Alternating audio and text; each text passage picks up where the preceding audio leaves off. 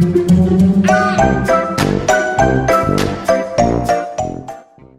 guys, Sandy here and welcome back to the channel. Today I am going to be making some slimline cards.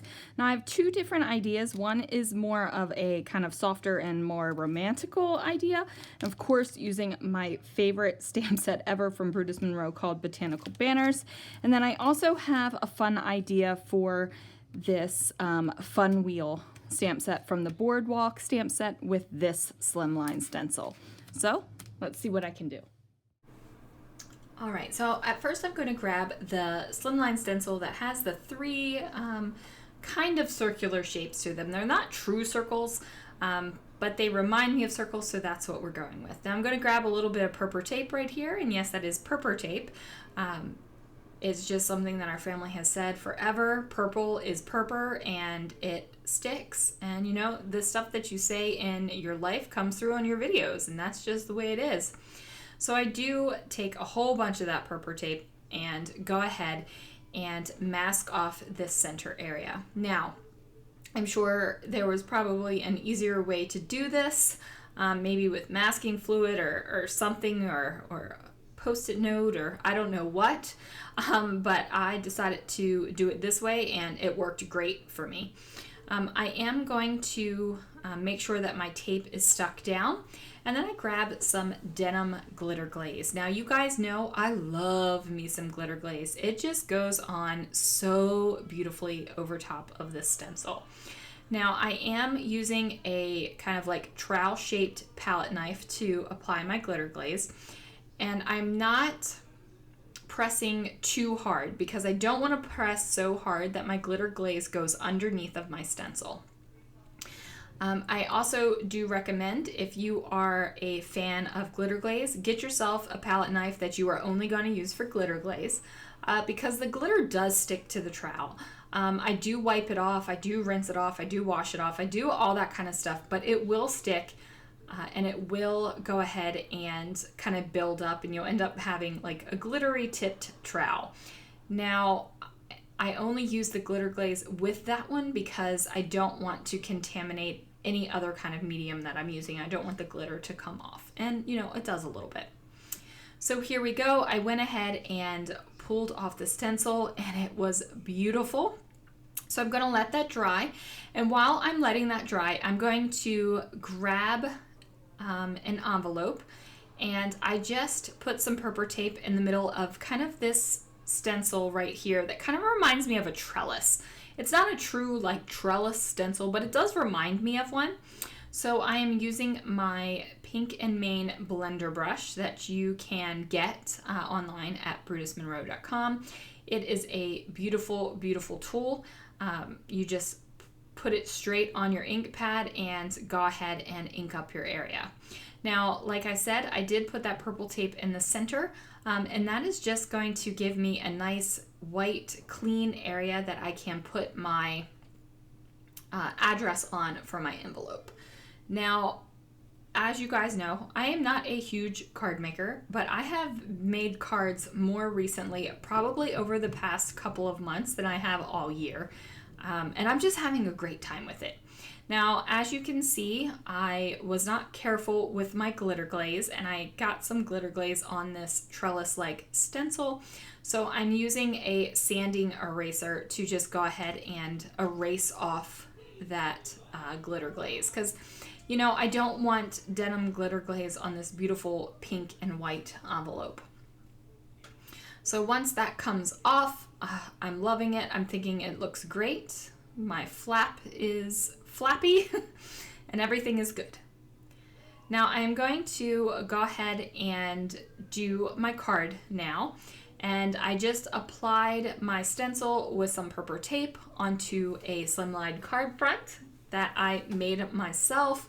I just trimmed it down from some regular old cardstock. Actually, I think I made these with Not Your Mama's cardstock, so I don't want to say regular old cardstock because these cards are thick. They're definitely going to be able to hold up. The glitter glaze holds up on Not Your Mama's cardstock. It is a thick, thick cardstock, and you don't have to worry about it warping it and like into oblivion and all that kind of stuff. So I am using that blender brush again just to get the pink color down through this stencil. And I just love it. First, I don't know what it is, but I just love this soft pink color on this white cardstock base. I just think that it's gorgeous. It's just beautiful. I don't know why. So I grabbed my ultimate favorite stamp set, you guys. You guys have seen enough of these videos to know that the Botanical Banners is my ultimate favorite Brutus Monroe stamp set. I just think it's beautiful. Now, I was messing around with it and trying to figure out where exactly I wanted to put this floral bit on the card. And it's just like, what do I want to do? Do I want to put it like this? And I was thinking I could probably put a sentiment here. And we can make that work. So I grabbed my Misty stamping tool, and I also grabbed some heat resistant vellum that you can purchase in the Brutus Monroe store. And I threw some anti-static powder bag on it, and I just placed my stamp. So I am going to go ahead and use some Raven Detail ink. Now you guys, this is my ultimate favorite black ink ever. I have had other favorite black inks in the past, but then once I got this one, it's just so good. I don't know what it is. I don't know what the formulation is, but it's just good. So I went ahead and stamped it again, just so I could have a little bit of deeper, blacker color on the vellum. And then I'm just using my heat tool to go ahead and basically dry the ink on top of the vellum, because vellum is not as a porous of surface like a paper is, so the ink will seep down into the paper, but the ink kind of sits on top of the vellum. So I just wanted to make sure that it was completely dry. So I line it up over top of my card panel, and it's just a matter of figuring out where it's going to go. And then I decide to go ahead and use one of the banner sentiments from the same stamp set. And I'm going to do the same thing with that. I'm just going to ink it up with the Raven Detail ink and press it down a couple times just to make sure that I get good coverage on it. So we go ahead, we get the good coverage on it. I'm going to dry it again with my heat tool. And then I'm going to grab my scissors here and go ahead and fussy cut them out. So I just fussy cut the little banner, not difficult at all, just a bunch of straight little cuts. I am using the Brutus Monroe scissors. They are a smaller scissor. They are easy to fussy cut with, but don't you worry, I'm not going to make you watch me fussy cut the whole thing. The most important thing to note about fussy cutting is to get scissors that feel good in your hand and that they are sharp. These are sharp scissors. I have barely used them. They are newer to my stash, so I knew that they were super sharp, and I wanted to make sure I had something super sharp for the vellum. Now I go ahead and use some sticky squares where it is basically makes your things into a sticker. And I went ahead and did that with the vellum, and I'm just peeling it off because it is really sticky. So I'm peeling it off, and then I'm going to apply it directly to my card.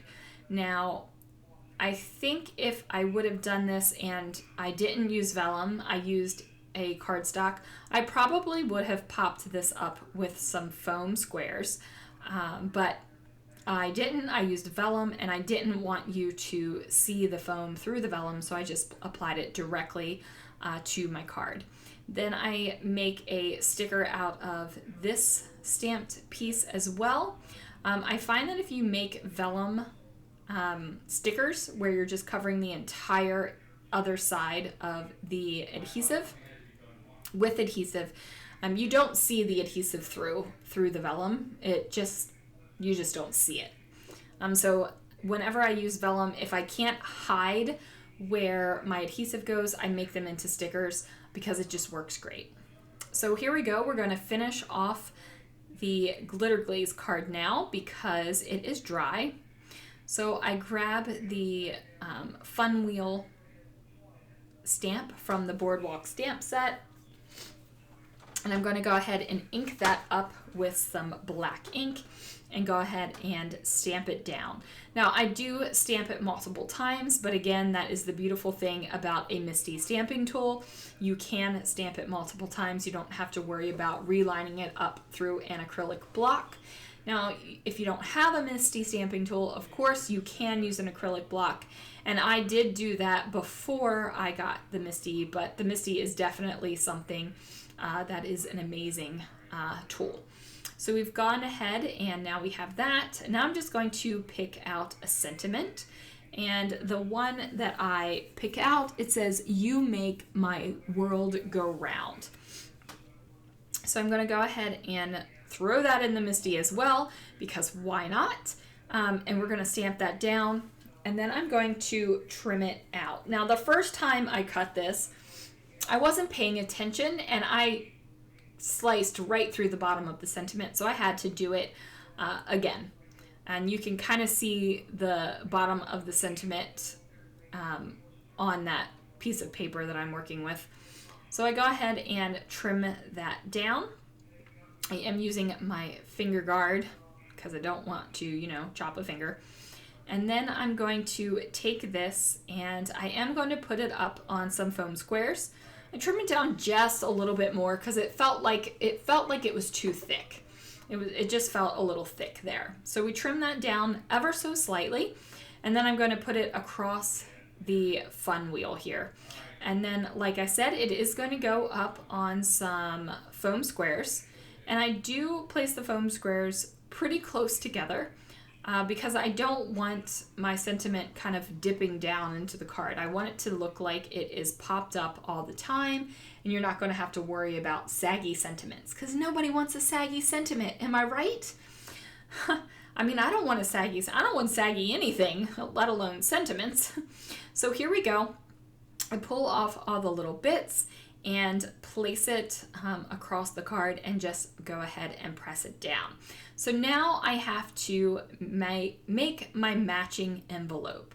And I'm going to do that by adding the fun wheel to the outside of the envelope as well. So I put my envelope in the MISTI stamping tool, making sure that it is the correct direction, because you know you don't want to mail your envelope with the fun wheel upside down. Then it's a not so fun wheel, it's a terrifying wheel. So again, I'm using my Brutus Monroe Raven detail ink. I'm going to go ahead and stamp that down. And then I add another layer of stamping just because I want to make sure that it is completely stamped and it has a great crisp image on it. So now I'm going to grab that same Slimline stencil that I used on my card, and I'm going to grab some ink and another ink blending brush. So tip for the ink blending brushes. I don't think you need a blending brush for every single color of stamp set that you have, but I think it's like good to have one for color kind of family. So I use all of my blue inks with this blue blending brush. I use like all my reds with a red blending brush. I know that you can like rub them off and you can clean them, but too many times I'm stamping multiple colors together and it would be a pain in the butt to go clean it, dry it, all that kind of stuff. So get a couple, that way you can use them in color families. Like yellow, I won't use anything but yellow with that brush because, you know, you mix anything with yellow and you get a new color, so you don't need to do that. So I am going to go ahead and kind of line up the stencil to basically stencil over the entire area. Now I do pretty much like find the connecting lines and am able to line everything up. This last little corner though, I just kind of like throw it over there, and you can't really tell once the envelope is stenciled, like you can't really tell that it's not completely lined up as a stencil. And if you can, you've got a great eye. So there they are, guys, my two cards that I made. Here are a couple more photos, and I just addressed them to Brutus Monroe. Thanks for watching, and I will see you again real soon for another video.